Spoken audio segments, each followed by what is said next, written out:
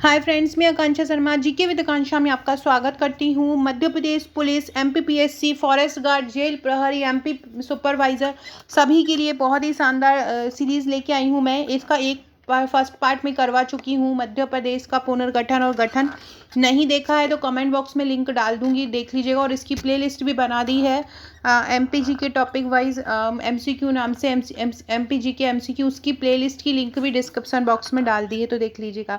पहला पार्ट जरूर देखते जाइएगा ताकि आपका पूरा एमपी शुरू से ही क्लियर होता जाए और आपका कोई भी टॉपिक रहे नहीं। तो चलिए स्टार्ट करते हैं पहले क्वेश्चन से। पार्ट 1 जरूर देखिएगा। पहला क्वेश्चन है, भूवैज्ञानिक दृष्टि से मध्य प्रदेश किस चीज का भाग है, किस क्षेत्र का भाग है भूवैज्ञानिक दृष्टि से? विंध्याचल का, गोंडवाना का, दक्कन ट्रैप का, या इनमें से कोई नहीं? तो भूवैज्ञानिक दृष्टि से मध्य प्रदेश गोंडवाना लैंड का भाग है। भूवैज्ञानिक दृष्टि से मध्य प्रदेश किसका भाग है? गोंडवाना लैंड का भाग है। अगला क्वेश्चन है, मध्य प्रदेश का कौन सा क्षेत्र गोंडवाना क्षेत्र कहलाता है? मध्य प्रदेश का कौन सा क्षेत्र गोंडवाना क्षेत्र कहलाता है?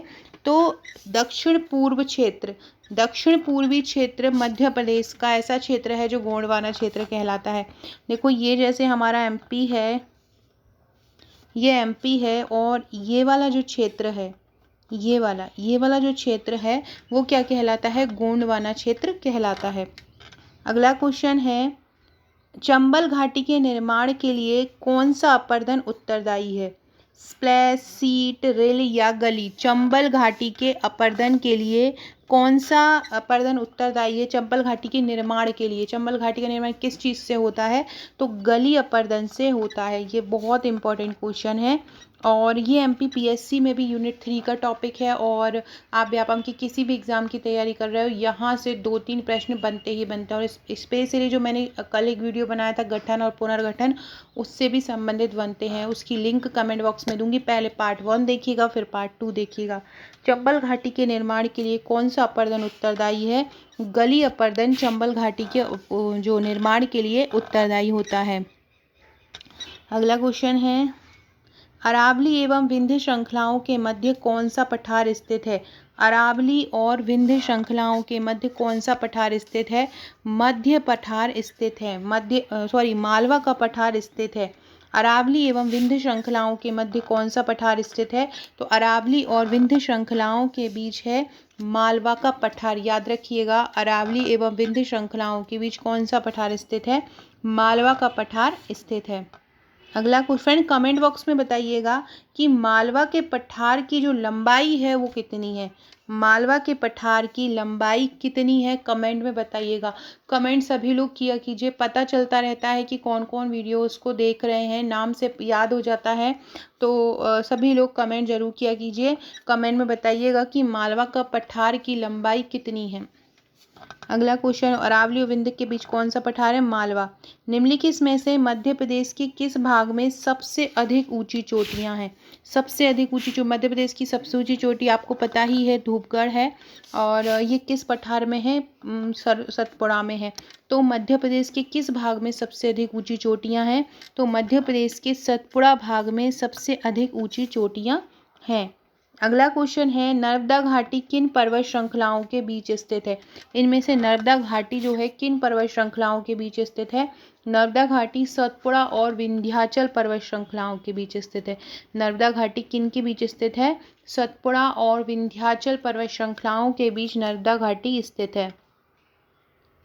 फ्रेंड्स, अगर आप एमपीपीएससी प्री की तैयारी कर रहे हैं तो आप हमारी ये बहुत ही शानदार to the point flow chart diagram सहित वन लाइनर फैक्ट, डायग्राम सहित फैक्ट, चित्रों द्वारा फैक्ट वाले ये नोटबुक ले सकते हैं। टोटल आपको 11 बुकलेट मिलती हैं, 10 यूनिट वाइज मिलती हैं। साथ में एक करंट अफेयर्स, वन नीति, पशुधन जनगणना, भारत मध्य प्रदेश की योजना, इनसे संबंधित एक बुकलेट मिलती है। सबसे मेन चीज़ इसके साथ मिलता है आपको एक व्हाट्सएप का ग्रुप। इस व्हाट्सएप के ग्रुप में आपकी तैयारी कराई जाती है, इंपॉर्टेंट टॉपिक दिए जाते हैं, इंपॉर्टेंट क्वेश्चन दिए जाते हैं, अति महत्वपूर्ण प्रश्नों जो कि एग्जाम में आना है, जैसे कि कोई प्रतियोगिता हुई है, उसका कोई पुरस्कार हुआ है, तो वो इस ग्रुप में दिया जाता है। तो अगर आप ये लेना चाहते हैं तो मुझे ऊपर ये नंबर पर व्हाट्सअप कर सकते हैं।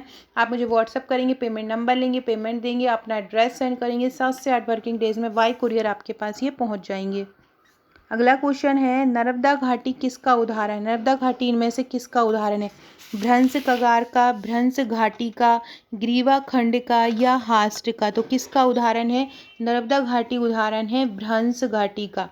नर्मदा घाटी किस प्रकार का उदाहरण है? भ्रंश घाटी का। फ्रेंड, नर्मदा जो नदी है वो किस सागर में मिलती है? अरब सागर। नर्मदा और ताप्ती ऐसी नदी हैं जो अरब सागर में मिलती हैं। वहाँ की मोस्टली नदी बंगाल की खाड़ी में ही मिलती हैं, तो ये भी याद रखिएगा। अगला क्वेश्चन है, शहडोल जिला किस पठार के अंतर्गत आता है? शहडोल जिला, शहडोल पूरम में होता है, तो पूरम में देखो मालवा के पठार में तो आएगा नहीं, क्योंकि मालवा तो पश्चिम में पड़ता है। और इसके अलावा बुंदेलखंड का पठार एकदम उत्तर में पड़ता है। बघेलखंड या रीवा पन्ना में से हो सकता है, लेकिन शहडोल का जो जिला है वो बघेलखंड पठार में आता है। शहडोल जिला किस पठार के अंतर्गत आता है? शहडोल जिला बघेलखंड पठार के अंतर्गत आता है। अगला है, भूवैज्ञानिक संरचना की दृष्टि से सबसे प्राचीनतम चट्टानें इनमें से कौन सी हैं? भूवैज्ञानिक दृष्टि से सबसे प्राचीनतम चट्टानें हैं आर्कियन चट्टानें। कौन सी हैं? आर्कियन चट्टानें भूवैज्ञानिक दृष्टि से सबसे पुरानी हैं, प्राचीनतम चट्टानें हैं। मध्य प्रदेश का सबसे बड़ा पठार इनमें से कौन सा है? मालवा का पठार, रीवा पन्ना का पठार या बघेलखंड का पठार? तो सबसे बड़ा पठार इनमें से कौन सा है, ये आपको बताना है। अभी मैंने आपको यही क्वेश्चन आप लोगों से पूछा था, और जिन लोगों ने आंसर दिया होगा क्वेश्चन पढ़ के तुरंत दे दिया होगा, तो बताना है आपको सबसे लंबा कौन सा पठार, सबसे बड़ा पठार कौन सा है? मालवा का पठार है। ये मध्य प्रदेश के 38% क्षेत्रफल पर फैला है। 38% क्षेत्रफल पर मालवा का पठार फैला है। उसकी ऊंचाई 500 से 610 मीटर तक इसकी ऊंचाई औसत है। 500 से 610 मीटर इसकी ऊंचाई है, और ये 38% क्षेत्रफल पर फैला है। ये भी याद रखिएगा, ये भी पूछा जाता है कि मालवा का जो पठार है वो कितने क्षेत्रफल पर फैला है? तो कितने 38% क्षेत्रफल पर फैला है, और इसका जो क्षेत्रफल है वो है 88,222 वर्ग किलोमीटर। मालवा पठार सबसे बड़ा है और इसका क्षेत्रफल कितना है? 88,222 है। इसकी सर्वोच्च चोटी अगर पूछें आपसे मालवा के पठार की, तो सर्वोच्च चोटी है सिगार। कौन सी चोटी है? सिगार चोटी सर्वोच्च है, और ये 28% भाग पर फैला है, और इसकी सर्वोच्च चोटी सिगार है, और इसका क्षेत्रफल है 88,222 वर्ग किलोमीटर, और गुजरात और राजस्थान इससे सीमा बनाते हैं। और ये गोंडवाना लैंड का ही, गोंडवाना लैंड पूरा जो मध्य प्रदेश है वो किसका भाग है? गोंडवाना लैंड का भाग है। आपसे एक और पूछे क्वेश्चन कि मध्य प्रदेश का उत्तर से दक्षिण में विस्तार कितना है? तो मध्य प्रदेश का उत्तर से दक्षिण में विस्तार है 605 वर्ग किलोमीटर, और पूरब से पश्चिम में विस्तार है 870 वर्ग किलोमीटर। उत्तर से दक्षिण में 605 है और पूरब से पश्चिम में 870 वर्ग किलोमीटर है।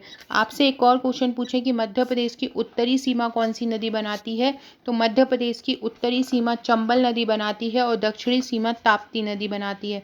मध्य प्रदेश की जो पश्चिमी सीमा है वो राजमहल पहाड़ी बनाती है, और पूर्वी सीमा मैकाल पहाड़ी बनाती है। अगर पहाड़ों में आपसे सीमा पूछें तो आप ये ध्यान रखिएगा। मालवा का पठार का याद रखिएगा, 88,000 लगभग इसका क्षेत्रफल है, और 28% भाग पर ये फैला है। और मालवा के पठार का जो निर्माण हुआ था वो क्रिटेशियस काल में हुआ था। मालवा के पठार का कब हुआ था, निर्माण कब हुआ था? क्रिटेशियस काल में मालवा के पठार का निर्माण हुआ था। इसके अलावा रीवा पन्ना का पठार के बारे में आपसे पूछे तो रीवा पन्ना का पठार का जो क्षेत्रफल है वो 31,954 वर्ग किलोमीटर है। 31,000 कितना है? 954 वर्ग किलोमीटर है। और बघेलखंड का पठार जो 7% क्षेत्रफल पर फैला है, सबसे कम क्षेत्रफल पर फैला है, इसका है 25,000 वर्ग किलोमीटर। तो इन सब के ये क्षेत्रफल भी आप याद रखिएगा। अगला है, इनमें से कौन मालवा क्षेत्र का सबसे महत्वपूर्ण शहर है? उज्जैन और इंदौर। उज्जैन और इंदौर मालवा क्षेत्र के सबसे महत्वपूर्ण शहर हैं। कौन से? उज्जैन और इंदौर। ये सबसे उज्जैन इंदौर तो आप बड़े शहर के कारण जाना ही जाता है, ये और सबके कंपेरिजन तो उमरिया और रीवा तो है ही नहीं है। उज्जैन और इंदौर मालवा क्षेत्र में आते हैं, और ये इसके सबसे महत्वपूर्ण शहर हैं। अगला क्वेश्चन है, चंदेरी अपनी सीमाओं को किससे बांटता है? तो चंदेरी अपनी सीमाओं को मालवा और बुंदेलखंड से बांटता है। चंदेरी अपनी सीमाओं को किससे बांटता है? मालवा और बुंदेलखंड से बांटता है। अगला क्वेश्चन है, विंध्य कगार का दक्षिणी भाग कौन सा है? विंध्यन कगार, विंध्यन कगार का दक्षिणी भाग कौन सा है? भांडेर का पठार। विंध्य कगार का दक्षिणी भाग कौन सा होता है? तो विंध्यन पहाड़ी जो होती हैं, ये विंध्यन पहाड़ी है, उसका दक्षिणी भाग कौन सा है? दक्षिणी भाग है इसका भांडेर। अगला है, मध्य प्रदेश की निम्नलिखित में से कौन सी घाटी भ्रंश घाटी नहीं है? अभी मैंने आपको बताया था कि नर्मदा तो भ्रंश घाटी है ही, सोन घाटी भी है और ताप्ती भी है। चंबल घाटी जो है वो भ्रंश घाटी नहीं है, तो चंबल आपका आंसर हो जाएगा। कौन सी घाटी इनमें से भ्रंश घाटी नहीं है? चंबल नहीं है।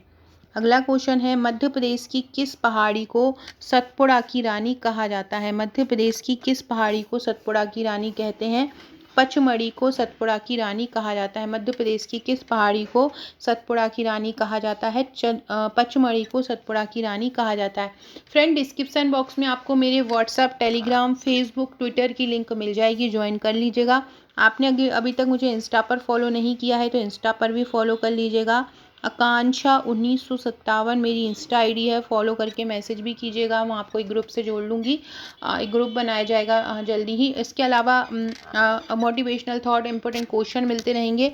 और आपने, ये मेरा नंबर है, अगर आपने इस नंबर पर अपना नंबर सेव नहीं कराया है तो मुझे व्हाट्सएप करके हाय लिख कर अपना नंबर सेव करा दीजिए, जिससे आपको मेरे स्टेटस शो होते रहेंगे। वहाँ से भी आपको अति महत्वपूर्ण संभावित प्रश्न याद होते रहेंगे। अगला क्वेश्चन है, मध्य प्रदेश के किस जिले को दक्षिण का द्वार कहते हैं? तो मध्य प्रदेश के बुरहानपुर जिले को दक्षिण का द्वार कहा जाता है। किसको कहते हैं? बुरहानपुर जिले को दक्षिण का द्वार कहा जाता है। मध्य प्रदेश के निम्नलिखित शिखरों में आरोही क्रम में व्यवस्थित करना है, मतलब सबसे छोटा पहले लिखना है, उसके बाद सबसे बड़ा लिखना है। तो सोचिए कौन सा होगा? आरोही क्रम में लिखना है।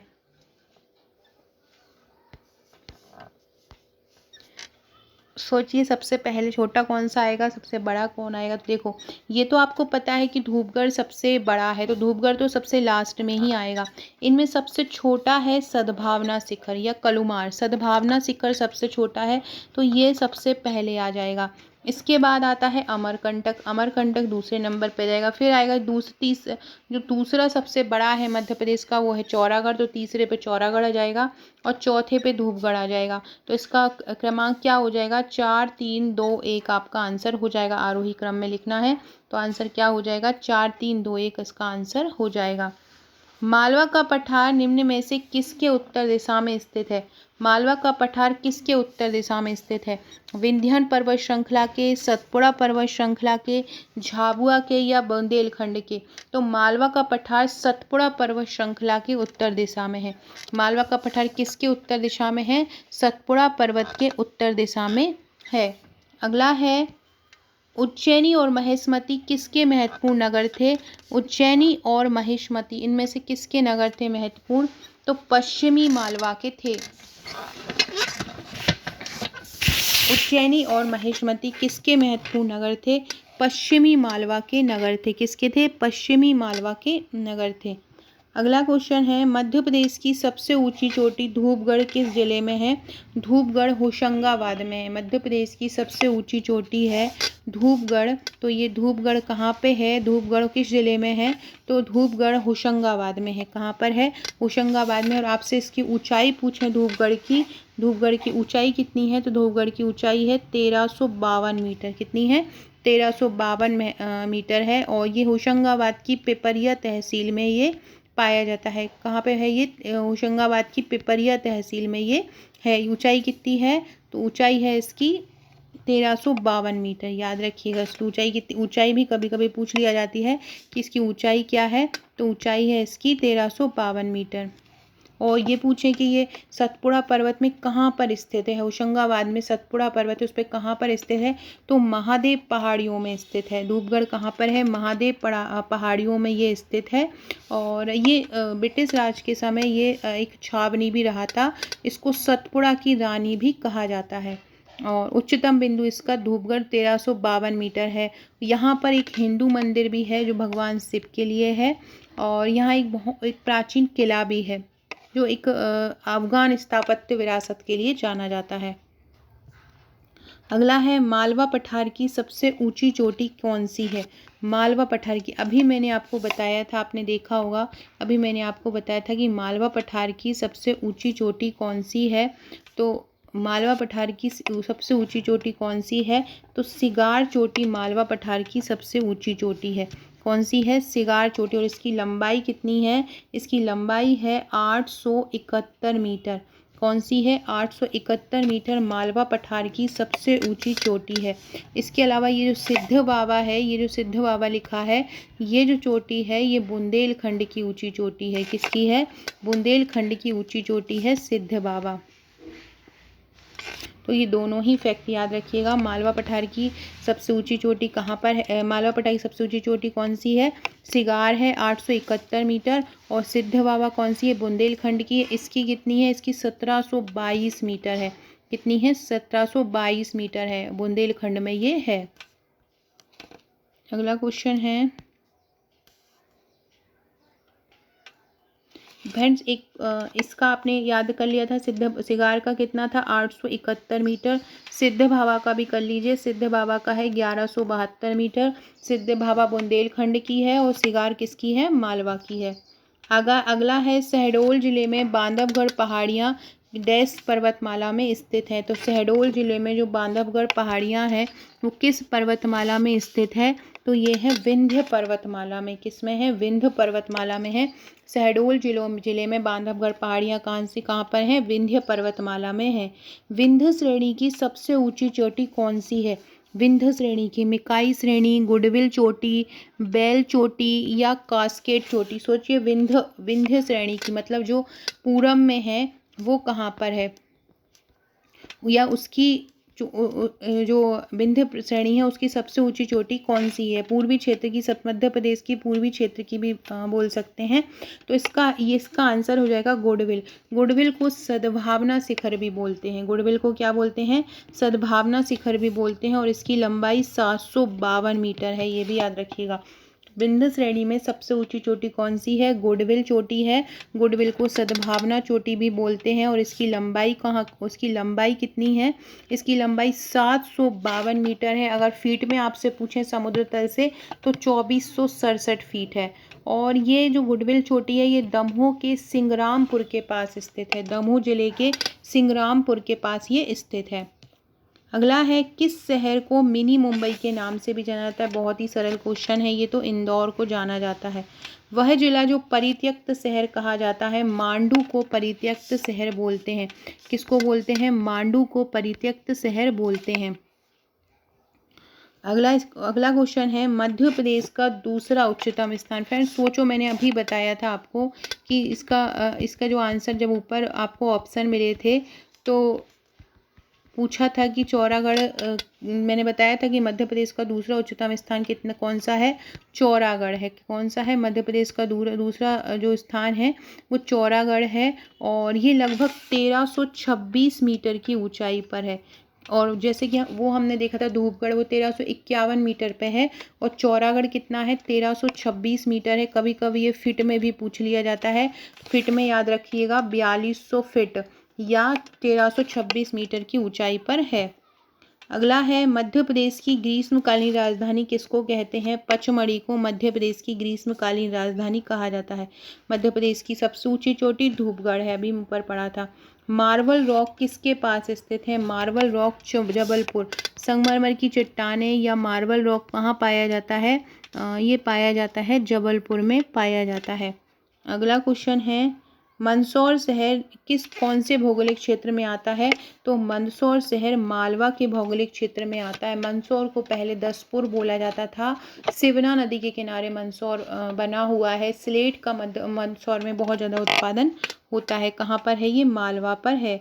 मध्य प्रदेश की सबसे ऊंची चोटी धूपगढ़ किस पहाड़ियों पर स्थित है। मैंने अभी ऊपर ये MPPSC करीब 2 से 3 बार ये क्वेश्चन पूछ चुका है कि ये जो धूपगढ़ है वो किस पहाड़ी पर स्थित है, तो महादेव पहाड़ी पर ये स्थित है। मध्य प्रदेश का एकमात्र हिल स्टेशन पचमढ़ी कहाँ है, महादेव पहाड़ियों में है। चंबल घाटी मध्य प्रदेश के किस भौतिक विभाग में स्थित है, मध्य भारत के पठार में चंबल घाटी स्थित है। कहाँ पर है, मध्य भारत के पठार में चंबल घाटी स्थित है। अगला क्वेश्चन है, किस राज्य में गोंडवाना पर्वत स्थित है? मध्य प्रदेश में गोंडवाना पर्वत स्थित है। फ्रेंड कमेंट जरूर करते जाइएगा और लाइक भी करते जाइएगा। कमेंट और लाइक जरूर। अगला जो हम टॉपिक पढ़ेंगे वो मध्य प्रदेश की जलवायु से संबंधित पढ़ेंगे।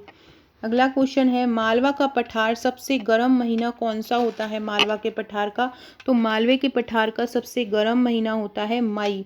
मई महीना मालवा का पठार का सबसे गर्म महीना होता है। अगला क्वेश्चन है, मध्य प्रदेश को प्रमुख रूप से कितने भूप्राकृतिक विभागों में बांटा है?